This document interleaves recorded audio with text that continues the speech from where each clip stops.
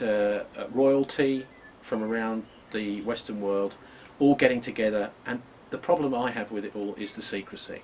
They say it's all privacy and it helps for the whole thing to be confidential because people can then be honest and share their views. But that's fine as regards the business people. What it's not fine is when with regard to our elected politicians, people like Kenneth Clarke, the Justice Secretary.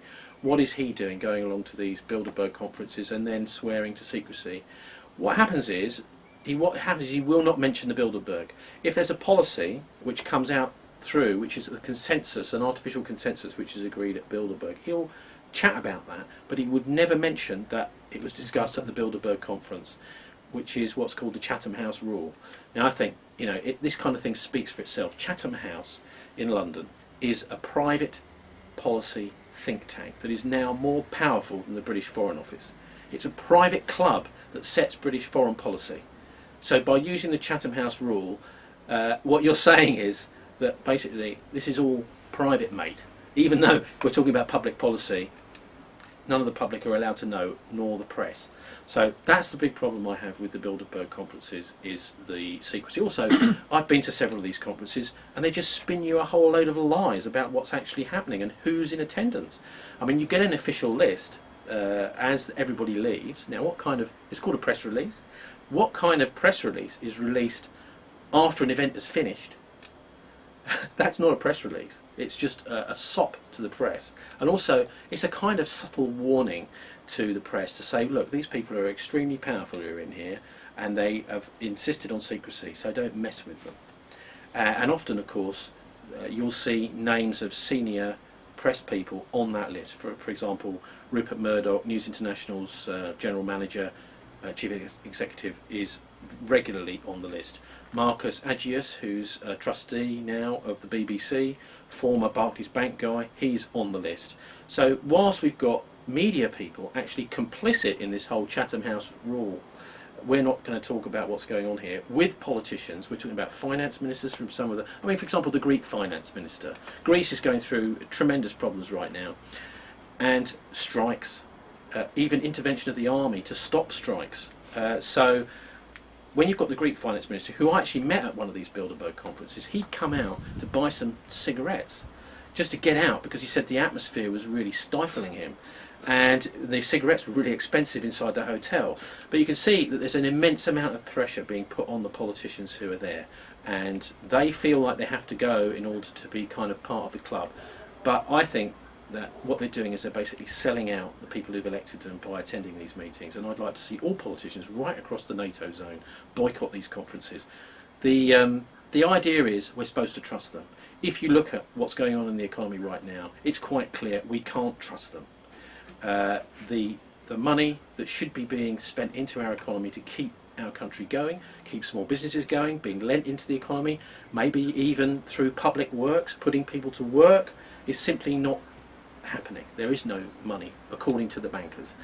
We all know, anyone that looks into this can see that these bankers can make up out of nowhere as much money as they want, and they could get the economy going tomorrow if they felt like it, but they're actually using their economic might as a political hammer to hammer their way through into the political process, and they're basically holding a gun against the head of the politicians, as you've seen with these IMF bailouts as they go around Europe and even in the United States, holding a gun against the head of the politicians and saying, well, if you want your public employees to be paid next week, then you better do as we say, hadn't you?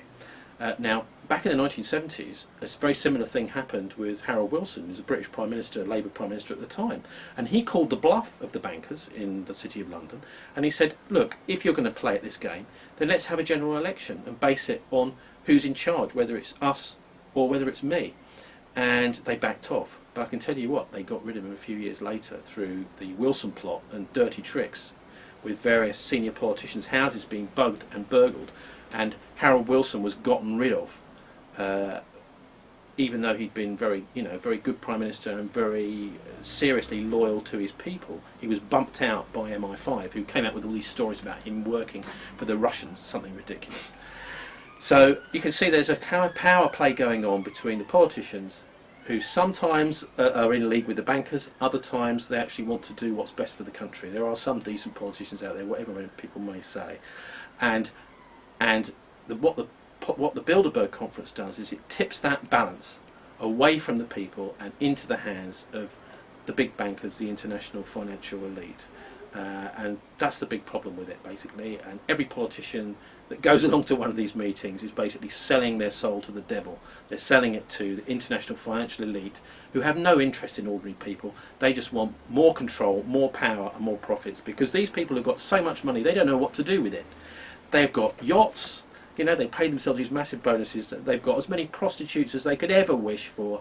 What do they want more? They want political power. They want control of the press and the media, this kind of thing.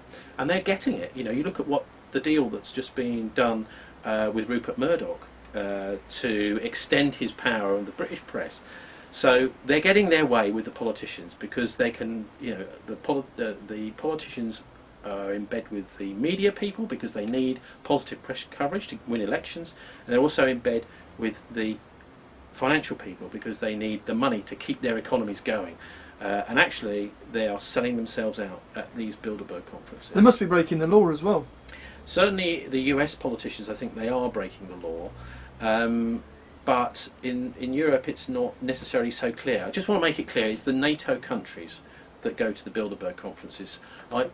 Some people seem to think that it's, you know, all different countries are able to go, but it's not. It's very much, in fact, if you have a look on the Voltaire Network website, Thierry Meyssan has just put together, I'm talking about May 2011, put together a very good article showing the connections between the Bilderberg conferences and NATO. The origins of the conferences really were, it was the Central Intelligence Agency, what was at the time the OSS in America, alongside the Council on Foreign Relations. Now, I talked about these private clubs earlier. The CFR, Council on Foreign Relations, is a private club that runs American foreign policy. It advises the State Department, but actually it's got far more resources than the State Department has, and it's one of the reasons why America has been so aggressive since World War II, is because a lot of private American companies want the American military to go and do their dirty work for them in places like Cuba, etc., to take over countries so that they can then use those countries to grow food and this kind of thing, to have their way in those other countries. So they're really pernicious, these private clubs. The Council on Foreign Relations War and Peace Studies Groups was meeting in 1942, 1943, during the Second World War, believing that the Nazis were going to be defeated. But their whole idea, way back in the middle of World War II, was to make sure that they won the peace. That is to say, US companies gained a massive foothold in Europe. And so this was to bind, you know, this is one of the things that Charles de Gaulle, the French leader after World War II, was really afraid of. He was saying that the Americans had got far too much power in Europe, and they were using NATO. That's one of the reasons the French stayed out of NATO for many years, and are now, you know, not necessarily totally content with being a player in NATO. Certainly the French people are not behind the intervention in Libya. So the NATO zone is Bilderberg. It's a kind of political club where political leaders are wined and dined and wooed by these heads of state, by kings and queens, all saying, well, come on, you know, you need to get on this IMF program. They know what they're doing. Well, that may work for these on these political leaders as a kind of hypnosis, but for the vast majority of us, we don't trust these bankers and these chief financiers. And so that's the kind of charade that's going to be being played out in St. Moritz. The Bilderbergers are going to be trying to woo our elected politicians on both sides of the Atlantic in the NATO countries onto their programme. And that programme, it seems pretty clear to me, is to topple the leaders in the Arab world that they don't like, and including places like Pakistan, which is obviously a nuclear-armed country, a Muslim country, which is at the moment having all sorts of fallouts with the Central Intelligence Agency, because the CIA has been proven through this guy Raymond Davis, working for Blackwater, to have been actually peddling weapons of mass destruction, nuclear, chemical, potentially biological weapons as well, to the Taliban. He was arrested by the Pakistanis, and then the Pakistanis said to the Americans, what are you doing, allowing these kind of crazy Blackwater XE Rambo characters to be supplying the Taliban with weapons? And Al-Qaeda, what is going on? And of course the reason for this is that they're trying to set them up, basically, that people like Raymond Davis are in there to give the ammunition to the Taliban, to the enemy, so that they can then